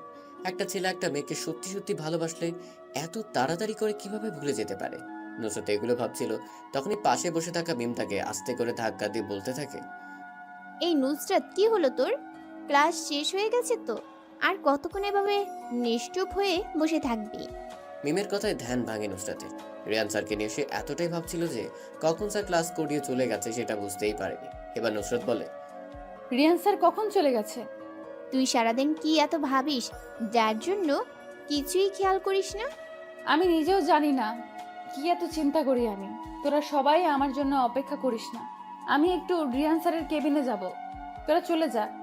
নুসরাত আর কাউকে কিছু বলতে না দিয়ে দৌড়ে রিয়ান স্যারের কেবিনের দিকে যেতে থাকে। অনুমতি ছাড়াই নুসরাত রিয়ান স্যারের কেবিনে প্রবেশ করে। যে এমন কিছু দেখবে নুসরাত ভাবতেও পারেনি। নুসরাত রিয়ান স্যারের কেবিনে প্রবেশ করে। রিয়ান স্যারের হাত কলেজের সবচেয়ে সুন্দরী টিচার অপর্ণা ম্যাডাম ধরে বসে আছে। অপর্ণা ম্যাডাম এখনো সিঙ্গেল। মনের মতো কোনো ছেলে পায় না বলে ম্যাডাম এখনো বিয়ের সাজ সাজেনি। অপর্ণা ম্যাডামের বয়স প্রায় 30-এর কাছাকাছি, কিন্তু ম্যাডামকে দেখে কোনোভাবে বোঝা যায় না ওনার বয়স এত। বলতে গেলে কলেজের সব ছেলেগুলো ম্যাডামকে ইমপ্রেস করার ধান্দায় থাকে, কিন্তু ম্যাডাম কাউকে তেমন পাত্তা দেয় না। ম্যাডাম রিয়ান স্যারের হাত দুটো ধরে কি যেন বলছে। নুসরাত এটা দেখে ভীষণ রেগে যায়, কিন্তু এটা সে বাইরে প্রকাশ করে না, নিজেও চায় না এটা বাইরে প্রকাশ হোক। নুসরাতকে অনুমতি ছাড়া আচমকাই কেবিনে প্রবেশ করতে দেখে রিয়ান স্যার নিজের হাত দুটো ম্যাডামের কাছ থেকে ছাড়িয়ে বসা থেকে উঠে দাঁড়ায়। অপর্ণা ম্যাডামও বসা থেকে উঠে দাঁড়িয়ে পিছন ফিরে তাকিয়ে দেখে নুসরাত চুপটি করে দাঁড়িয়ে আছে, আর শান্ত চোখের সামনে দাঁড়িয়ে থাকা ব্যক্তি দুইটার দিকে অচেনা দৃষ্টিতে তাকিয়ে আছে। অনুমতি ছাড়া রিয়ানের কেবিনে কেউ প্রবেশ করুক এটা সে কখনো পছন্দ করে না। এখন মাত্র ক্লাস করিয়ে কেবিনে এসে বসার সাথে সাথে অপর্ণা ম্যাডাম রিয়ানের কক্ষে প্রবেশ করে। রিয়ান কলেজে আসার পর থেকে সে একটা বিষয় লক্ষ্য করছে, সেটা হলো এই অপর্ণা ম্যাডাম রিয়ানের দিকে কেমন দৃষ্টিতে যেন তাকিয়ে থাকে। রিয়ান অপর্ণা ম্যাডামের কাছ থেকে যতটা পারে দূরে দূরে থাকার চেষ্টা করে। এতক্ষণ ক্লাসে অঙ্ক করিয়ে রিয়ানের অবস্থা অনেকটা করুণ, তাই সে নিজের কেবিনে বসে বসে আরাম করছিল, কিন্তু সে আরাম করা আর তার ভাগ্য জুটল না। অপর্ণা ম্যাডাম এসেই হাত ধরে বলতে থাকে, রিয়ান স্যার বাসা থেকে আমাকে বিয়ের জন্য অনেক চাপ দিচ্ছে। আপনার বাসা থেকে আপনাকে বিয়ের চাপ দিতেই পারে, এটা আমাকে বলার কি আছে? আর এমনিতেই বিয়ের বয়স তো আপনার হয়ে গেছে। আপনি বিষয়টা বোঝার চেষ্টা করেন প্লিজ। আমার তো কোনো ছেলেই পছন্দ হয় না। এই পর্যন্ত বাবা মা আমাকে কত ছেলে দেখিয়েছেন, কিন্তু আমার কাউকে পছন্দ হয় না। এবার বাবা মা আমাকে বিয়ে দিয়েই ছাড়বে। কাউকে পছন্দ হয় না মানে কি? দেশে কি ছেলের অভাব পড়েছে নাকি? একটা ভালো ছেলে দেখে বিয়ে করে নেন। চোখের সামনে ভালো ছেলে রেখে দেশ ঘুরে ছেলে খুঁজতে হবে কেন আমার? আমি আমার জীবনসঙ্গী হিসেবে একজনকে পছন্দ করেছি। বাহ, বেশ ভালোই তো। তা আপনার সেই নম্র ভদ্র ভালো ছেলেটা কে কোথায় থাকে? আপনি কি আমার কথার ইঙ্গিতে কিছু বুঝতে পারছেন না? আপনার কথার ইঙ্গিতে কথা আমি বুঝে কি করব? আর তাছাড়াও আমি মানুষের চোখের ইশারা, মুখের কথার ইঙ্গিত কিছুই বুঝতে পারি না। তাহলে আমি আপনাকে বুঝিয়ে বলি, আমি আমার জীবন সঙ্গী হিসেবে আপনাকে চাই। আমার দেখা আজ পর্যন্ত আপনার মতো কাউকে পাইনি। আমি আজই গিয়ে বাবা মাকে বলতে চাই আপনার কথা। কি? আমি? এটা কি করে সম্ভব? আমি কখনো আপনার এমন প্রস্তাবে রাজি হব না। আপনি এখন আমার কেবিন থেকে যেতে পারেন। প্লিজ প্লিজ এমন কথা বলবেন না। আমি আমার জীবন সঙ্গী হিসেবে আপনার মতো এমন কাউকে এতদিন খুঁজছিলাম। আমি আজ সেটা পেয়েও তা হারিয়ে ফেলতে চাচ্ছি না। রিয়ান কিছু বলতে যাবে তখনই নুসরাত কেবিনের দরজা ঠেলে ভিতরে প্রবেশ করে। এটা দেখে রিয়ান অপর্ণা ম্যাডামের হাত ছেড়ে উঠে দাঁড়ায়। রিয়ান একটু রেগে নুসরাতকে উদ্দেশ্য করে বলে, নুসরাত, তোমাকে গতকালই যে বললাম কারো কেবিনে ঢুকতে হলে যে অনুমতি নিয়ে ঢুকতে হয়, সেটা কি ভুলে গেছো? হ্যাঁ বলো নুসরাত, তুমি এমন করে হঠাৎ রিয়ান স্যারের ক্যাবিনে ঢুকলে কেন? স্যারের পার্সোনাল কিছু থাকতে পারে তো নাকি? আপনি চুপ করেন প্লিজ, আমাকে বলতে দেন। কি হলো নুসরাত, আমার কথার উত্তর দাও। আমি কিন্তু এটা পছন্দ করি না। কাউকে কিছু জিজ্ঞেস করলে সে যদি উত্তর না দেয়। রিয়ানের এমন কড়া কথায় নুসরাত কিছুটা ভয় পেয়ে যায়। সামনে দাঁড়িয়ে থাকা দুজনের কথায় নুসরাত অপমান বোধ করে। এবার নুসরাত মুখ খুলে বলতে থাকে, আসলে স্যার আমি বুঝতে পারিনি আজকেও আমার সাথে এমন কিছু হয়ে যাবে। আমি দুঃখিত। তুমি এত বড় একটা মেয়ে, তারপরেও কি করে এমন ছোট ছোট বিষয়গুলো ভুল করে বসো? এখন তো আগের মতো ছোট না তুমি। স্যার পরবর্তী সময় এমন হবে না। এবার তুমি বলতে পারো কিসের জন্য আমার কেবিনে এসেছো? আসলে স্যার কথাটা পার্সোনাল, একাকে বললে ভালো হতো না? নুসরাতের কথা শুনে অপর্ণা ম্যাডাম রেগে যায়। একটা মেয়ে স্টুডেন্টের স্যারের সাথে কিসের পার্সোনাল কথা থাকতে পারে? পার্সোনাল কথা ম্যাডামের কাছে কেন বলা যাবে না? অপর্ণা ম্যাডাম নিজের রাগ কন্ট্রোল করতে না পেরে বলে, নুসরাত, রিয়ান স্যারের সাথে তোমার কি এমন পার্সোনাল কথা যা আমার সামনে বলা যাবে না? আর সবচেয়ে বড় কথা, তুমি একটা মেয়ে হয়ে স্যারের সাথে কি কথা থাকতে পারে তোমার? ম্যাডাম আসলে আপনি যা বুঝতেছেন তেমন কিছুই না। অন্য একটা বিষয় নিয়ে স্যারের সাথে কথা বলতে হবে আমার। আর সবচেয়ে বড় কথা, যে বিষয়টা নিয়ে কথা বলবো সেটা স্যারের উদ্দেশ্যে প্রয়োজনীয় কথা। এখন স্যার যদি অনুমতি দেয় তাহলে আমি এখন বলতে পারি। আমার ব্যাপারে? আচ্ছা, এখানেই ম্যাডামের সামনে বলো, আমার কোনো সমস্যা নেই। এই তো রিয়ান স্যার অনুমতি দিয়েছেন। নুসরাত, তুমি এবার বলো কি বলবে। নুসরাত রিয়ানের দিকে তাকিয়ে একটা হাসি দেয়। হয়তো রিয়ান এখনো বুঝতে পারেনি ব্যাপারটা। বোকার মতো করে বলে দিয়েছে নুসরাতকে। নুসরাত বলতে থাকে, স্যার আপনার আর আমার সম্পর্কে বাসায়। নুসরাত আর কিছু বলতে পারে না। রিয়ান তাড়াতাড়ি করে এসে নুসরাতের মুখ চেপে ধরে। হয়তো এবার রিয়ান বুঝতে পেরেছে তখন কেন নুসরাত পার্সোনালি ভাবে কথা বলতে চেয়েছিল। অপর্ণা ম্যাডামের সামনে এই সমন্বয় কোনো কিছু বললে ম্যাডাম সন্দেহ করবে। নুসরাত নিজের হাত দিয়ে রিয়ানের কাছ থেকে ছুটে দূরে যে দাঁড়ায়। রিয়ান এবার বলে, নুসরাত, তুমি না হয় পরে এক সময় এই ব্যাপারে আমার সাথে কথা বইলো, এখন আর কিছু বলতে হবে না। রিয়ান স্যার, এটা কি হলো? আপনি নুসরাতের মুখ এইভাবে চেপে ধরেছেন কেন? আর নুসরাতকে পুরো কথা বলতে দিননি কেন? এমনি। আর আমি বুঝতে পারছি কথাটা আমার পার্সোনাল। আপনার পার্সোনাল কথা কি আমি শুনতে পারি না? আমার পার্সোনাল কথা আপনি শুনবেন কেন? কথাটা আমার আর নুসরাতের মধ্যেই সীমাবদ্ধ থাকবে। অপর্ণা ম্যাডাম কিছু বলতে যাবে এর আগেই নুসরাত বলতে থাকে, স্যার কখন সময় হবে আপনার? আজকের মধ্যেই কিন্তু কথাটা শুনতে হবেই আপনার। নুসরাত, তুমি একটা কাজ করতে পারো। বিকালের দিকে তোমাদের বাসার পাশে যে পার্কটা আছে সেখানে চলে এসো, আমি উপস্থিত থাকবো। এখন তুমি যেতে পারো। রিয়ানের কথা মতো নুসরাত কেবিন থেকে বেরিয়ে পড়ে। নুসরাত যাওয়ার সময় অবশ্য অপর্ণা ম্যাডাম ডাকছিল, কিন্তু নুসরাত সেদিকে খেয়াল করেনি। নুসরাত যাওয়ার পরে অপর্ণা বলতে থাকে, এটা কি হলো? নুসরাতকে এভাবে চলে যেতে দিলেন কেন? আর আপনার এবং নুসরাতের সম্পর্ক, এগুলোর মানে কি আমি কিছুই বুঝতে পারছি না। ম্যাডাম, আপনাকে কিছু বুঝতে হবে না, যা বোঝার আমি বুঝে গেছি। দেখুন রিয়ান, আমি আপনাকে বলে দিচ্ছি, আপনার আর নুসরাতের মধ্যে কোনো সম্পর্ক থাকলে তা ভেঙে ফেলেন। এবার কিন্তু বেশি বেশি হয়ে যাচ্ছে। আপনি আমার ব্যাপারে একটু বেশি চিন্তা ভাবনা করছেন। আমার আর নুসরাতের মধ্যে অনেক আগে থেকেই সম্পর্ক গড়ে উঠেছে। এখন আমি আপনার কথায় শুধু শুধু কেন এমন একটা পবিত্র সম্পর্ক ভেঙে ফেলবো বলেন? অপর্ণা মাথাটা নিচু করে ফেলে। সত্যি তো, একটা সম্পর্ক গড়ে তোলা যতটা সহজ, ভাঙাটা তার থেকে অনেক কঠিন। অপর্ণা রিয়ানকে প্রথম দেখাতেই ভালো লেগে গেছে। এখন সে ভালো লাগাটা অন্যরূপ ধারণ করেছে, কিন্তু মাঝপথে সেভাবে আটকে যাবে ভাবতে পারিনি অপর্ণা। সেই সময়টা তেমন কঠিন নয় যখন চোখ দিয়ে পানি পড়ে, কিন্তু ওই সময়টা খুব কঠিন যখন চোখের পানি লুকিয়ে রেখে হাসতে হয়। অপর্ণা ছোট করে একটা হাসি দেয়। সেই হাসিতে লেগে আছে কষ্ট আড়াল করা উজ্জ্বলহীন হাসি। বাস্তবতা এতই কঠিন যে কখনো কখনো বুকের ভেতর গড়ে তোলা বিন্দু বিন্দু ভালোবাসাও অসহায় হয়ে পড়ে, সঙ্গ দেয় না নিজের সাথে। রিয়া নিজেও কিছুটা বুঝতে পারছে অপনার আড়াল করা হাসির মানে। প্রিয় মানুষটাকে কাছে না পাওয়ার বেদনা উপলব্ধি করতে হয়েছিল রিয়ানকে। হায়রে ভালোবাসা, কাউকে হাসাও, কাউকে কাঁদাও, আর কাউকে একেবারে শেষ করে দেয়। রিয়ানের পক্ষে এখন কিছু করার নেই, কারণ সে নিজেও অন্য আরেকজনকে ভালোবাসে। অপনাকে গ্রহণ করে সেই ভালোবাসার মানুষকে কষ্ট দেওয়ার কোনো মানেই হয় না। বিকেল 5:17 নুসরাত নিজের বাসার পাশের পার্কে বসে আছে রিয়ানের অপেক্ষায়, কিন্তু অনেক সময় হয়ে এসেছে এখনো রিয়ানের দেখা মেলেনি। নুসরাতের সবচেয়ে বেশি বিরক্তিকর লাগে তখন যখন কারোর জন্য অনেক সময় ধরে অপেক্ষা করার পরও সেই ব্যক্তিটা না আসে। অপেক্ষার প্রহর গুনতে গুনতে অবশেষে রিয়ান এসে পৌঁছাতে পেরেছে। আজকে রিয়ান ব্ল্যাক কালারের একটা বাইক নিয়ে এসেছে, পরনে কালো কালারের একটা পাঞ্জাবি। এই ছেলেটাকে যা পরে সবকিছুতেই বেশ ভালোই মানে। নুসরাতের কাছে রিয়ানের আজকের আগমনটা ভালো লেগেছে। সচরাচর এখন মানুষজন এমন পুরনো যুগের পাঞ্জাবি পরে না। রিয়ান যে সেই আগের কালের প্রেমিক পুরুষদের মতো করে এসেছে, নুসরাত বেশ খুশি হয়েছে। রিয়ান এসে নুসরাতের বসা মাঝারি আকারের বেঞ্চের উপর আরাম করে বসে।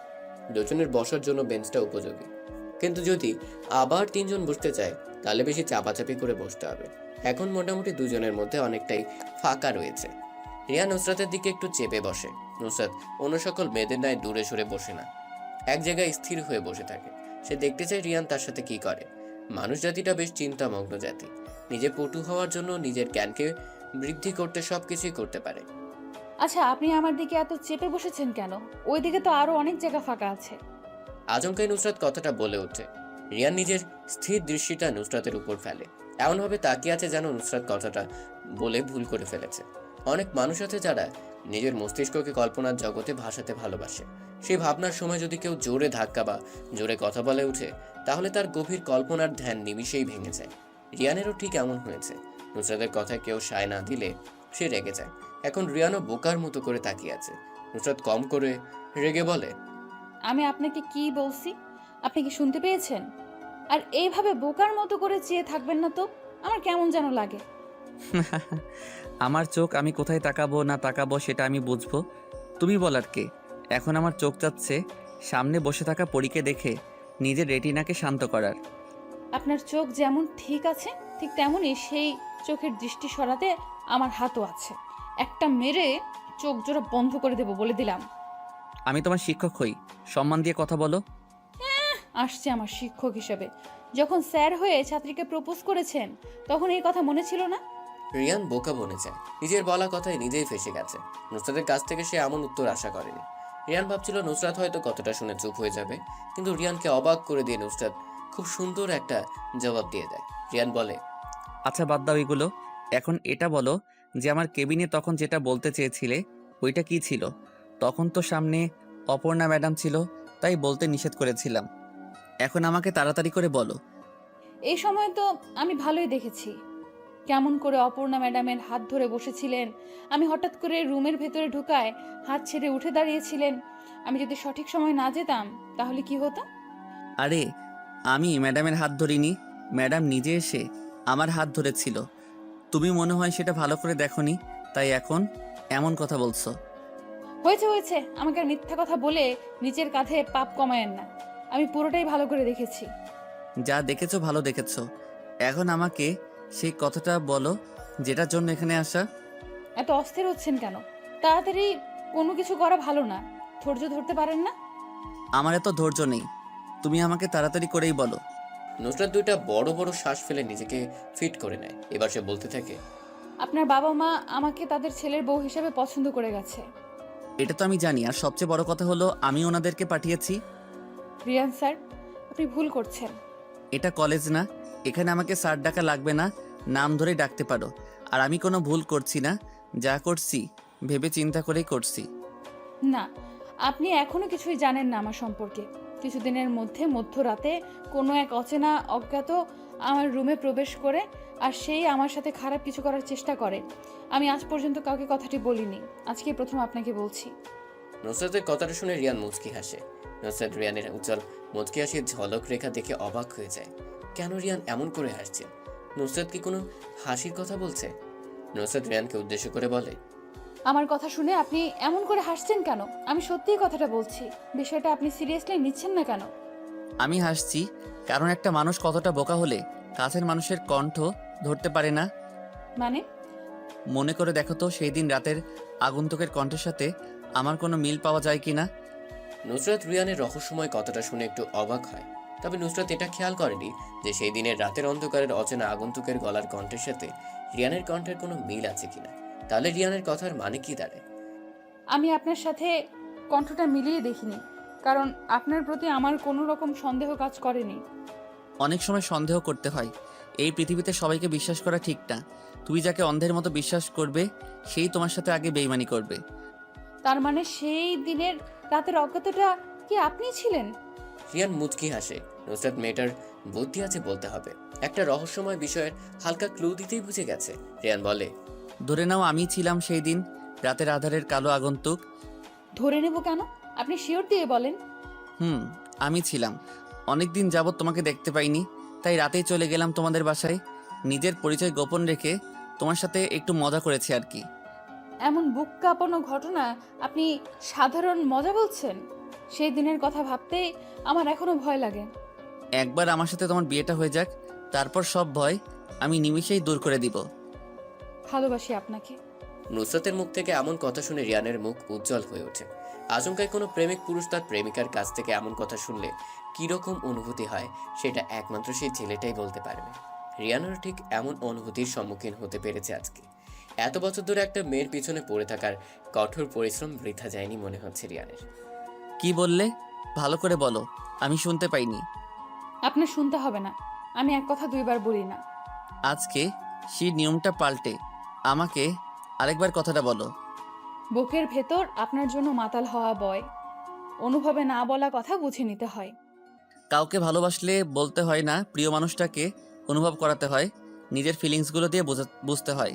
দূর থেকে ভালোবাসা হয়, মনের সাথে মনের মিল থাকতে হয়। আচ্ছা, হঠাৎ অকারণে যদি আপনার মন খারাপ হয়ে যায় তাহলে আপনি কি করবেন? তেমন কিছু করব না। আমার মন খারাপ হলে আমি যেটা করি সেটা হলো কোনো একটা নির্জন জায়গায় 1 ঘন্টা বসে থাকবো, আর মন খারাপ কেন হয়েছে সেটা নিয়ে ভাববো, তাহলেই ঠিক হয়ে যাবে। আপনি কি আমাদের বিয়ের পরেও আমাকে এমন করে ভালোবাসবেন? ভালোবাসার স্পর্শ ছায়ায় পাশেই আছি তোমার সব সময়।